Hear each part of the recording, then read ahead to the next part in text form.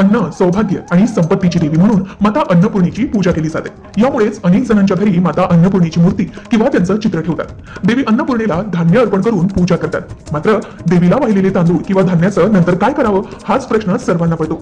तेच आज आपण जाणून घेऊयात। शिवाय अन्नपूर्णेचं चित्र कुठे आणि कोणत्या दिशेला लावणं शुभ आहे, आणि जर तुम्ही देवी अन्नपूर्णेचं चित्र घराच्या स्वयंपाकघरात लावत असाल तर त्यासाठी कोणते नियम पाळावेत हेही समजून घेऊया।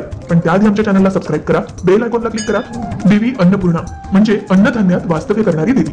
देवी अन्नपूर्णेच्या पूजेमध्ये अन्नधान्यानेच पूजा केली जाते।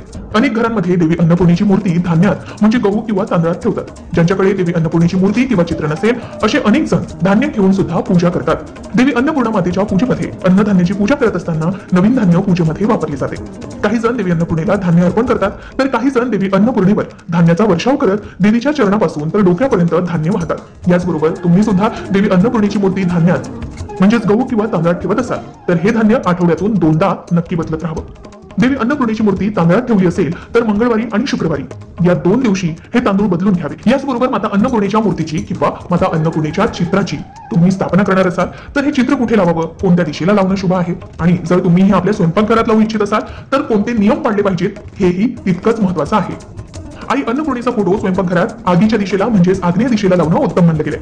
अग्नी म्हणजे अग्नीद्वारेच अन्न शिजवलं जातं, म्हणून अग्नीच्या कोपऱ्यात अन्नपूर्णा मातेचं चित्र ठेवल्यानं घरात सुख, सौभाग्य आणि समृद्धी येते।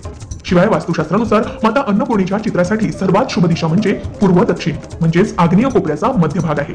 या दिशेला देवांचा वास असतो, त्यामुळे या ठिकाणी आई अन्नपूर्णेचं चित्र ठेवल्यानं घरात सुख, समृद्धी आणि सौभाग्य नांदतं आणि कधीही अन्नाची कमतरता भासत नाही। घरात आई अन्नपूर्णेचं चित्र लावल्यानं वास्तु दोषांपासूनही मुक्ती मिळण्यास मदत होते। याचबरोबर घरातील पूजास्थानी माता अन्नपूर्णेची मूर्ती स्थापित करावी। माता अन्नपूर्णेच्या मूर्तीचं स्थान घराच्या मंदिरात आहे। घराच्या मंदिरात माता अन्नपूर्णेची मूर्ती ठेवल्यास खूप शुभ मानलं जातं। मात्र आपण नियमितपणे माता अन्नपूर्णेची पूजा करत राहावी आणि तिला अन्न अर्पण करावं। देवघरात उत्तर पूर्व दिशेला माता अन्नपूर्णेची मूर्ती ठेवण्याचा सल्ला दिला जातो। याचबरोबर अन्नपूर्णा मातेचं चित्र हे साठवण गृहात ठेवावं असंही म्हणतात। जर आपल्या घरात अशी जागा असेल जिथे आपण घरगुती धान्य साठवत असाल तर त्या ठिकाणीही माता अन्नपूर्णेचं चित्र लावलं जाऊ शकतं। मात्र आपण ज्या भिंतीवर हे चित्र लावत आहात ही बाथरूमला जोडलेली भिंत नसावी, याची विशेष काळजी घ्यावी। याचबरोबर वास्तुशास्त्रानुसार आई अन्नपूर्णेचा आशीर्वाद नेहमी कुटुंबावर राहावा, यासाठी आई अन्नपूर्णेची मूर्ती किंवा चित्र स्वयंपाकघरात उत्तर पूर्व दिशेला स्थापित करावं। या दिशेला अन्नपूर्णा मातेचं चित्र लावणं शक्य नसेल तर पश्चिम दिशेला लावता येऊ शकतं। यामुळे घरात कधीही अन्नधान्याची कमतरता भासत नाही आणि कुटुंबात सुखशांती कायम टिकून राहते। परंतु आपल्याला हे लक्षात घ्यावं लागेल की त्यांच्या स्थापनेच्या नियमांचं पालन सुद्धा करणं तितकंच महत्त्वाचं आहे। आता अन्नपूर्णा मातेची मूर्ती किंवा चित्र तुम्ही स्थापन करणार असाल तर ते कसं करावं, तर माता अन्नपूर्णेची मूर्ती स्वयंपाकघरात बसवण्यासाठी एका स्वच्छ ताटात पुढे अक्षता ठेवाव्या आणि त्यात मूग डाळ टाकावी। देवी अन्नपूर्णा मातेची मूर्ती त्यावर ठेवावी आणि समोर तुपाचा दिवा लावावा। त्यानंतर नियमितपणे मातेची आरती करावी।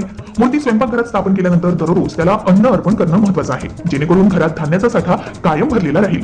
अशी स्थापना देवघरात सुद्धा केली जाऊ शकते। मात्र स्वयंपाकघरात विशेष करून जर अन्नपूर्णा मातेची स्थापना करणार असाल तर अशा प्रकारेच करावी।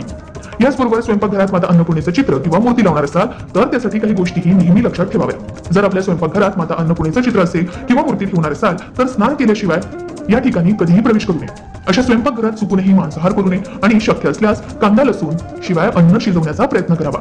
याचबरोबर अन्नाचा पहिला भाग दररोज अन्नपूर्णा मातेला अर्पण करावा। तर अशा प्रकारे अन्न, सौभाग्य आणि संपत्तीची देवी माता अन्नपूर्णेची पूजा नक्की करावी। यामुळे अनेक जणांच्या घरी माता अन्नपूर्णेची मूर्ती, त्यांचं चित्र तुमच्या घरी असेल आणि त्यांना तुम्ही धान्य अर्पण करत असाल तर त्या धान्याचा उपयोग नंतर कशा पद्धतीने करावा आणि देवी अन्नपूर्णा मातेची पूजा कशा पद्धतीने करावी, देवी अन्नपूर्णा मातेचं चित्र कोणत्या दिशेला लावावं, स्वयंपाकघरात देवी अन्नपूर्णा मातेची स्थापना कशी करावी, या सर्व प्रश्नांची उत्तरं तुम्हाला मिळाली असतील अशी खात्री आहे। याही व्यतिरिक्त अन्नपूर्णा मातेच्या मूर्तीविषयी किंवा चित्राविषयी आणखी काही प्रश्न तुम्हाला पडले असतील तर आम्हाला कमेंट करून नक्की सांगा। त्याची योग्य माहिती देण्याचा प्रयत्न आम्ही नक्कीच करू।